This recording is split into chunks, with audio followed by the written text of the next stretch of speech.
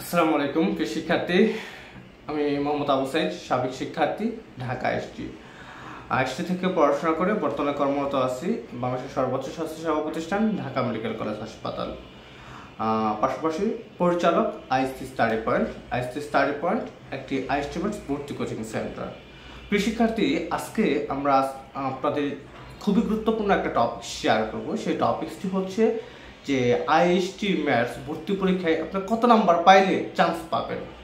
তো এটা আপনাদের একটা বিকট বড় একটা প্রশ্ন, এবং হচ্ছে ল্যাবে চান্স পাইতে কত, ঢাকা আইএসটিতে চান্স পাইতে কত, সকল ব্যাপারে ইনশাআল্লাহ আজকে আমি আপনাদেরকে তথ্য দেওয়ার চেষ্টা করব। তো প্রিয় শিক্ষার্থী, আমরা আমাদের সার্বিক তথ্যটা আমাদের বোর্ডে সাজিয়েছি, সেখানে আপনারা সকলকে সুন্দরভাবে দেখতে পারবেন। তো প্রিয় শিক্ষার্থী, আমরা যে টপিকসে কথা বলতেছিলাম, টপিকটি হচ্ছে যে আইএসটি ম্যাথস ভর্তি পরীক্ষায় চান্স পাওয়ার জন্য আপনার কত নাম্বার প্রয়োজন হবে সেই ব্যাপারে আমি তথ্য দেব। তো একটা তথ্য হচ্ছে ম্যাথসে চান্স পাইতে কত লাগবে, হ্যাঁ, আর একটা তথ্য হচ্ছে আইএসটি তে চান্স পাইতে কত লাগবে। আবার আপনারা অনেকে জানতে চান ঢাকা আইএসটি তে কত লাগবে, রাজশাহীতে কত লাগবে, বগুড়া, চট্টগ্রাম, সিলেট, হ্যাঁ, বরিশাল, রংপুর, বাংলাদেশের যে প্রত্যেকটা সরকারি আইএসটি আছে সেই সরকারি আইএসটি গুলোতে চান্স পাইতে কত মার্ক প্রয়োজন হয়। এবং আপনার মনে হয় যে না, আমি হচ্ছে ঢাকা আইএসটি ল্যাবে পড়তে চাই, তাহলে স্যার কত মার্ক লাগবে। আবার আপনার প্রশ্ন থাকে, স্যার আমি রাজশাহী আইএসটি হচ্ছে ফিজিওথেরাপিতে পড়তে চাই, কত মার্ক লাগবে। আপনার প্রশ্ন হতে পারে, স্যার রেডিওলজি সিলেট আইএসটি তে কত মার্ক প্রয়োজন হবে, বগুড়া আইএসটি তে আমি রেডিওলজিতে পড়তে চাই, কত মার্ক প্রয়োজন হবে। স্যার আমি হচ্ছে চট্টগ্রাম আইএসটি তে ল্যাবে পড়তে চাই, কত মার্ক প্রয়োজন হবে। এরকম বিভিন্ন ধরনের প্রশ্ন আপনাদের থাকে। তো এই জন্য আমরা এটা প্রথমে হচ্ছে এই আইএসটি ভিত্তিক ডিপার্টমেন্ট একটা সাজাইছি, আবার হচ্ছে যে সরকারি আইএসটি গুলোর নাম লিখছি। আবার ম্যাথস একটা হচ্ছে আমরা আলাদাভাবে লিখছি। ম্যাথস নিয়ে আমরা সবার শেষে কথা বলবো। সবার আগে আমরা আইএসটি নিয়ে কথা বলবো, আইএসটি ল্যাব নিয়ে কথা বলবো। হ্যাঁ, ল্যাবে চান্স পেতে গেলে কত মার্ক প্রয়োজন হয়। দেখেন, যদি এখানে আরেকটা গুরুত্বপূর্ণ কথা আমি আপনাদেরকে বলে রাখি, সেটার ভিডিও আমি অবশ্যই দিব। সেটা হচ্ছে যে আপনার মানে ডিপার্টমেন্ট কিন্তু খুবই গুরুত্বপূর্ণ। আইএসটি থেকে মনে করেন ঢাকা আইএসটির আপনি রেডিও থেরাপিতে পড়েন, এর থেকে বেশি গুরুত্বপূর্ণ হচ্ছে মানিকগঞ্জ আইএসটি ল্যাবে পড়া। অর্থাৎ ল্যাব রেডিওলজি কোন সেরা ডিপার্টমেন্টে পড়াটা কিন্তু গুরুত্বপূর্ণ।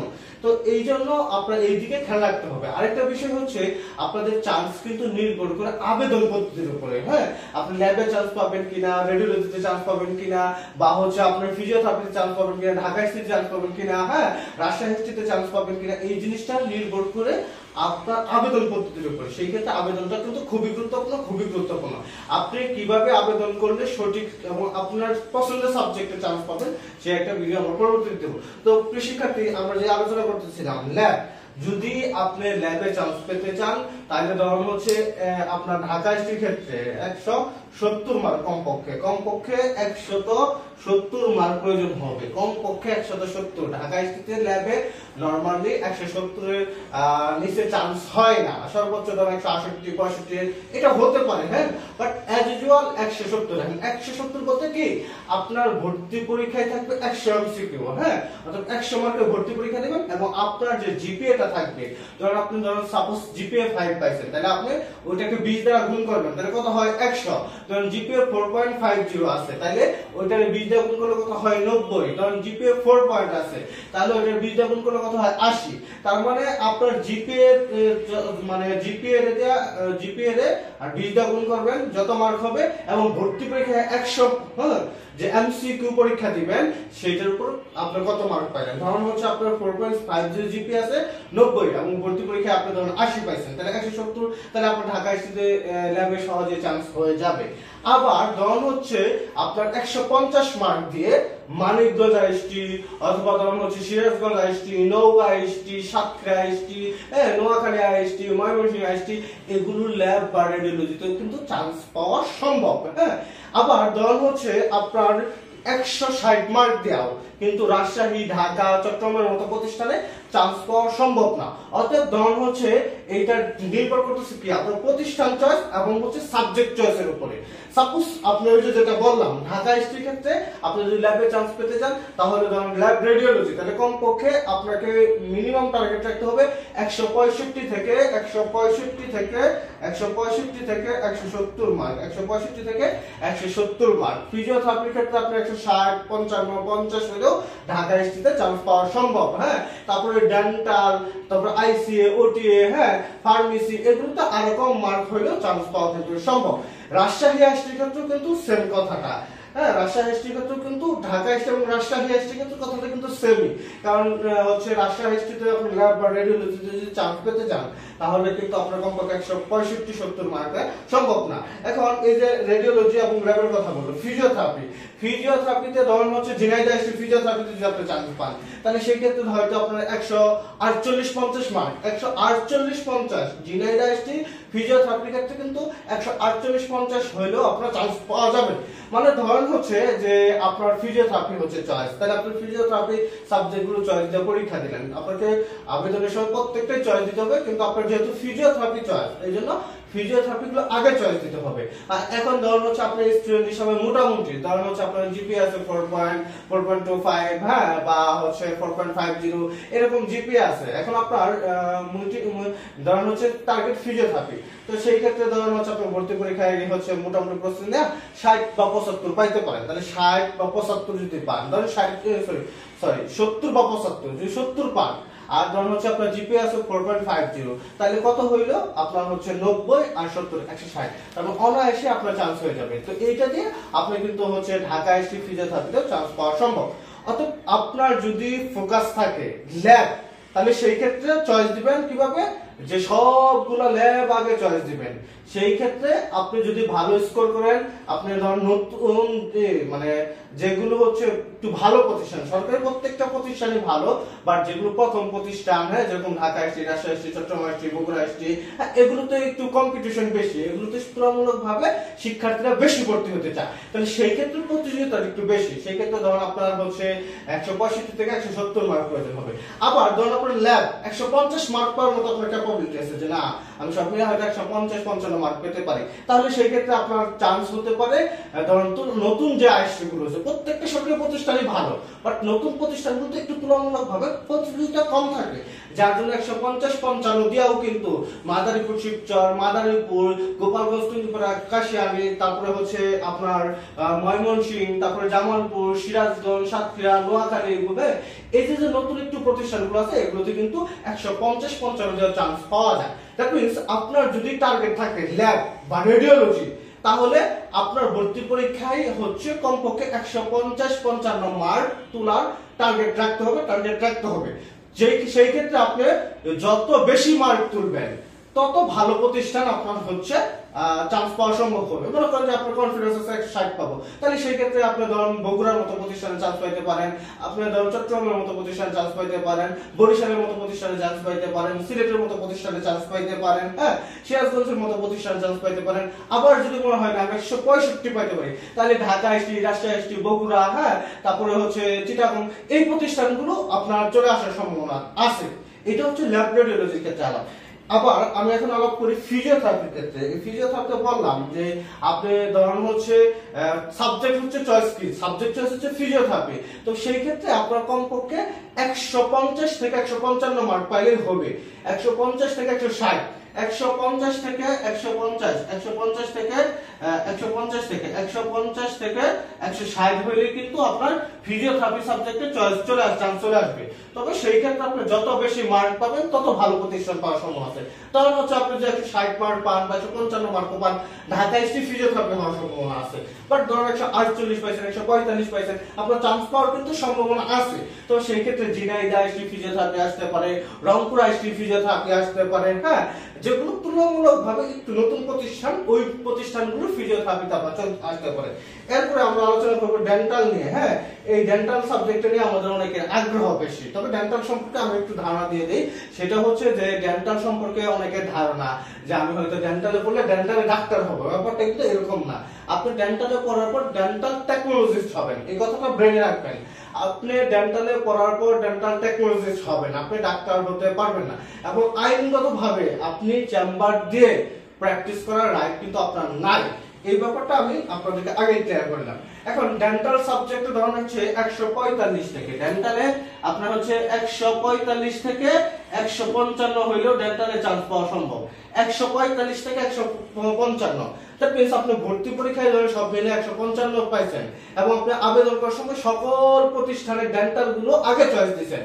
ধরুন জামালপুর আইএসটি ডেন্টাল 1 নম্বর চয়েস, 2 নম্বর চয়েস হচ্ছে আপনার ঝিনাইদহ আইএসটি ডেন্টাল, 3 নম্বর রংপুর আইএসটি ডেন্টাল, 4 নম্বর হচ্ছে আপনার চট্টগ্রামের ডেন্টাল, 5 নম্বর হচ্ছে বগুড়া ডেন্টাল। এইভাবে আপনি সকল আইএসটি ডেন্টাল গুলো আগে চয়েস দিচ্ছেন। এখন সেই ক্ষেত্রে আপনি যত বেশি মার্ক পাবেন ঠিক প্রথম চয়েস, ধরুন হচ্ছে আপনি ডেন্টালে আপনার প্রথম চয়েস, হ্যাঁ, এবং আপনি আমাদের 155 মার্ক পেয়ে গেছেন ভর্তি পরীক্ষায়, তাহলে সেই ক্ষেত্রে কি, সেই ক্ষেত্রে আপনি ঢাকা আইএসটি পেয়ে যাবেন। ধরুন হচ্ছে 152-53 পাইছেন, রাজশাহী আইএসটি পেয়ে যেতে পারেন, 152-50 পাইছেন চট্টগ্রাম বগুড়া আইএসটির মতো প্রতিষ্ঠানগুলোকে কিন্তু আপনি ডেন্টাল সাবজেক্ট পেয়ে যেতে পারেন। অর্থাৎ আপনার যদি ডেন্টাল ফোকাস থাকে তাহলে কিন্তু এই জিপিএটা রাখবে। এরপরে আমরা আসি ফার্মেসি। মনে করেন যে আপনার পড়ার ইচ্ছা কি ফার্মেসি নিয়ে, আপনার পড়ার ইচ্ছা কি ফার্মেসি সাবজেক্ট নিয়ে। এখন ফার্মেসি সাবজেক্টে আপনি হচ্ছে ধরেন আপনার ক্যারিয়ার বিল্ড আপ করবেন, তবে সেই ক্ষেত্রে এখন আপনি চাইতেছেন যে আসলে ফার্মেসি সাবজেক্টে কত হলে চান্স পাওয়া যায়। এই যে ফার্মেসি সাবজেক্টের ক্ষেত্রে ব্যাপারটা একই রকম, যে 150 থেকে 155 হলে আপনার ফার্মেসি সাবজেক্ট চলে আসবে, 150 থেকে 155 হলে ফার্মেসি সাবজেক্ট চলে আসবে। সেই ক্ষেত্রে একই কথা যে আপনি যত বেশি মার্ক পাবেন, ধর 150 পাইছেন, 152 পাইছেন, ঢাকা আইএসটি ফার্মেসি চলে আসবে, গাজীপুর আইএসটি ফার্মেসি চলে আসবে, চট্টগ্রাম আইএসটি ফার্মেসি চলে আসবে, বগুড়া আইএসটি ফার্মেসি চলে আসবে, রাজশাহী আইএসটি ফার্মেসি চলে আসবে। মানে আপনার যেটা পছন্দ 1 নম্বর পছন্দ, ধরুন 150-55 মার্ক পাইছেন, 1 নম্বর পছন্দ ফার্মেসি, ওই সাবজেক্টে কিন্তু আপনার চলে আসবে। ঠিক আছে, তাহলে আমরা ফার্মেসির ক্ষেত্রে এই ব্যাপারটা, আপনি কোন সাবজেক্টে ক্যারিয়ার বিল্ড আপ করবেন সেটা কিন্তু গুরুত্বপূর্ণ, আগে সেই জিনিসটা আপনারা বুঝে নেবেন। এরপরে হচ্ছে ধরুন রেডিওথেরাপি, আইসিএ, ওটিএ, এই সাবজেক্টগুলোর ক্যারিয়ার ভালো বলতে কি সাবজেক্টগুলো ভালো, এগুলোর মাধ্যমে মানুষের সেবা করার সুযোগ পাবেন, কিন্তু এই সাবজেক্টগুলোতে চাকরির সুবিধা তুলনামূলকভাবে একটু কম যে এরকম না, তুলনামূলকভাবে একটু কম, যার জন্য হচ্ছে ছাত্রদের এখানে ভর্তি হওয়ার আগ্রহটা একটু কম থাকে এবং কম মার্ক হইলে ধরুন 140, 138, 135, হ্যাঁ, এরকম মার্ক হইলেও কিন্তু আপনার ধরুন রেডিওথেরাপি, আইসিএ, ওটিএ এই সাবজেক্টগুলোর ক্যারিয়ার মানে সাবজেক্টগুলোর হচ্ছে চলে আসে। তবে ইদানিং কিন্তু আপনার আইসিএ এবং ওটিএ এর বেসরকারি ভাবে এটার ক্যারিয়ার কিন্তু ভালো এবং মোটামুটি ভালো স্যালারি পাওয়া যাইতেছে। অর্থাৎ আইসিএ, ওটিএ সাবজেক্ট কিন্তু মোটামুটি ভাবে কি কম্পিটিশন হচ্ছে, কিন্তু নতুন সাবজেক্ট এজন্য হচ্ছে স্টুডেন্টরা ভালো জানে না। তো সেই ক্ষেত্রে আপনার ধরেন 132 পাইছেন, 35 পাইছেন, 138 পাইছেন, হ্যাঁ, সেই ক্ষেত্রে আপনার রেডিওথেরাপি, আইসিএ, ওটিএ সাবজেক্টগুলোতে চান্স হওয়ার সম্ভাবনা আছে। তো আগে আপনাকে সিলেক্ট করতে হবে যে আপনি কোন সাবজেক্টে পড়াশোনা করবেন। ধরুন হচ্ছে আপনার ফোকাস ল্যাব বা রেডিওলজিতে, তাহলে সেই ক্ষেত্রে আমার মানে সারাংশের কথাটা বলতেছি, সেই ক্ষেত্রে 150 থেকে 150, 55, 60, 70 এরকম মার্ক তোলার কনসেন্ট্রেশন করবেন। যত ভালো প্রতিষ্ঠান হচ্ছে আপনি চান্স পেতে যাবেন, ঠিক তত বেশি মার্ক প্রয়োজন হবে। তবে এখানে একটা গুরুত্বপূর্ণ কথা যে আপনার ধরেন হচ্ছে প্রতিষ্ঠানের থেকেও কিন্তু সাবজেক্টের গুরুত্ব বেশি। মনে করেন যে আপনি মাঝারি লেভেলের স্টুডেন্ট, হ্যাঁ, যে হ্যাঁ আমি 150 বা 52 পাইতে পারি, এখন আপনি চিন্তা করতেছেন যে আমার পড়ার ইচ্ছা ঢাকা আইএসটি, না ঢাকা আইএসটি সবচেয়ে ভালো, হ্যাঁ, এটা কিন্তু আপনার ভুল ধারণা। ঢাকা আইএসটিতে 150-55 আপনি ল্যাব বা রেডিও চান্স পাবেন না, তখন কি আপনার ঢাকা আইএসটি অন্য সাবজেক্টগুলোতে পড়তে হবে। হ্যাঁ, সাপোজ আপনি রেডিওথেরাপি সাবজেক্ট পাইছেন, ঢাকা আইএসটি রেডিওথেরাপি সাবজেক্ট পাইছেন 150, মানে ইচ্ছা কি ঢাকা আইএসটিতে, কিন্তু রেডিওথেরাপি তো এরকম ক্যারিয়ার নাই, তাহলে আলটিমেটলি কি তখন আপনার কি আপনার কিন্তু এটা নিয়ে এই সাবজেক্টে হতাশায় ভুগতে হবে। তো সেই ক্ষেত্রে আপনি কনসেন্ট্রেশন রাখবেন যে আপনি যদি মাঝারি লেভেলের হচ্ছে স্টুডেন্ট হন, 150-55 পান, তারপরেও বাংলাদেশের যে কোনো সরকারি প্রতিষ্ঠানে যেন ল্যাব রেডিওলজি আসে, এই ফোকাসটা রাখবেন। হ্যাঁ, আবার ধরুন হচ্ছে আপনার ফিজিওথেরাপিতে পড়ার ইচ্ছা, এখন মনে করেন যে আপনার হচ্ছে ফিজিওথেরাপিতে আপনার হচ্ছে ঢাকা আইএসটিতে পড়ার ইচ্ছা, তাহলে সেই ক্ষেত্রে কিন্তু আপনারা হচ্ছে এটা কনসেন্ট্রেশন রাখতে হবে যে না আমার হচ্ছে এই 150 থেকে 55 থেকে 60 মার্ক আমার কিন্তু প্রয়োজন হবে। আবার মনে করেন যে আপনার বাসা হচ্ছে রাজশাহী, এখন আপনি চিন্তা করতেছেন যে আমি তো মোটামুটি 3.5 স্টুডেন্ট, আমার চান্স হয় কি হয় না, আচ্ছা যদি হইলে না হলে নাই, তবে আমার রাজশাহীতে চান্স হইতে হবে, আমার বাড়ি থেকে দূরে যাইতে দিবে না, বা বাড়ি থেকে অন্য যে কোনো সাবজেক্ট আসুক আমি রাজশাহীতে পড়ব, মানে প্রতিষ্ঠান মুখ্য রাখা যাবে না, আপনার সাবজেক্টকে মুখ্য রাখতে হবে। কারণ রাজশাহী আপনি মানে একটু যে আমি যে বললাম যে ওই সাবজেক্ট রেডিওথেরাপিতে চান্স পাই, লাভ আছে? ওরকম কিন্তু লাভ নাই। হ্যাঁ, সাবজেক্টগুলো ভালো, বাট চাকরির সুবিধাটা একটু কম। তাহলে ওই সাবজেক্ট থেকে ধরুন হচ্ছে 155 পায়া আপনার পাশের হচ্ছে নওগাঁ আইএসটি আছে, নওগাঁ আইএসটিতে আপনার ল্যাব রেডিওতে চান্স পাওয়ার সম্ভাবনা আছে। তো এই জিনিসগুলো আপনারা হচ্ছে ফোকাস রাখবেন ইনশাআল্লাহ।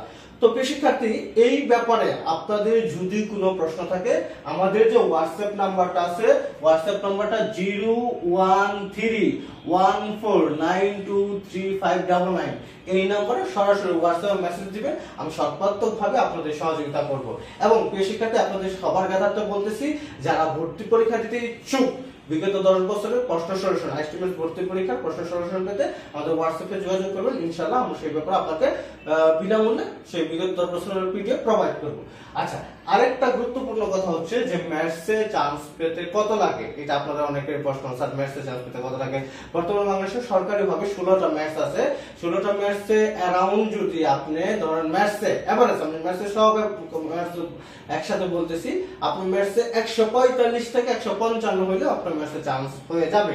কারণ বর্তমানে ম্যাথসের আসলে হচ্ছে চাহিদাটা একটু কম, সাবজেক্ট ভালো, বাট চাকরি সুবিধাটা একটু কম। হ্যাঁ, সরকারি চাকরি দীর্ঘদিন যাবত হচ্ছে নিয়োগ নাই, আবার হচ্ছে পিএসসি করার সুযোগ নাই। হ্যাঁ, সব মিলে প্রাইভেট প্র্যাকটিসও আগের মতো এত সুবিধা নাই। হ্যাঁ, তো সব মিলে হচ্ছে ম্যাথসের চাহিদাটা একটু কমে গেছে, যার জন্য প্রতিযোগিতাটা কম, ছাত্রদের স্টুডেন্টদের হচ্ছে ম্যাথসের প্রতি আগ্রহটা কমে গেছে। তো সেই ক্ষেত্রে ম্যাথসের ধরনের হচ্ছে 142, 43, 145, 148, 150, 55 হলেও চান্স পাওয়া যায়। যেরকম হচ্ছে একটু টাঙ্গাইল ম্যাথসে একটু বেশি মার্ক লাগে, বাগের আর্টস ম্যাথসে একটু বেশি লাগে, কুষ্টিয়া ম্যাথস, ফরিদপুর ম্যাথসে একটু বেশি চান্স, মানে একটু বেশি পয়েন্ট লাগে। হ্যাঁ, আবার নতুন যে ধরুন রাজবাড়ী হয়েছে, তারপরে হচ্ছে আপনার মাদারীপুর হয়েছে, তারপর গাজীপুর হয়েছে, এগুলোতে একটু কম মার্ক হলেও চান্স হয়ে যায়। তো প্রিয় শিক্ষার্থী, আপনাদের এই সম্পর্কিত কোনো তথ্য জানা থাকলে অবশ্যই আমাদেরকে জানাবেন। এবং আপনাদের সেরা প্রস্তুতির জন্য আমাদের একটা কোচিং প্রোগ্রাম চলতেছে। কোচিংয়ে আমাদের হচ্ছে ভর্তি হলে আপনারা আপনাদের পূর্ণাঙ্গ প্রস্তুতির জন্য লেকচার শিট পেয়ে যাবেন, প্লাস হচ্ছে 90টা ক্লাস হবে, প্লাস আমাদের কোচিং এ সব মিলে প্লাস 1000 এমসিকিউ পরীক্ষা নেওয়া হবে। অর্থাৎ 5000 এমসিকিউ হচ্ছে আপনার প্র্যাকটিস করার সুযোগ থাকবে। এবং সাবজেক্ট ভিত্তিক, ধরুন বাংলার জন্য আলাদা টিচার, ফিজিক্সের জন্য আলাদা টিচার, ধরুন ইংলিশের জন্য আলাদা টিচার, এরকম সাবজেক্ট ভিত্তিক হচ্ছে আপনাদের টিচার থাকবে। এবং বিভিন্ন সরকারি আইসিটি শিক্ষকরাও আমাদের কোচিং প্যাটার্নের সাথে সংযুক্ত আছে। তাই আপনার সেরা প্রস্তুতির জন্য সেরা অপশন হিসেবে আইসিটি স্টাডি পয়েন্টের ভর্তি কোচিংয়ে ভর্তি হতে পারেন। তো সবাই ভালো থাকবেন, সবার জন্য শুভকামনা রইল। আল্লাহ হাফেজ, আসসালামু আলাইকুম।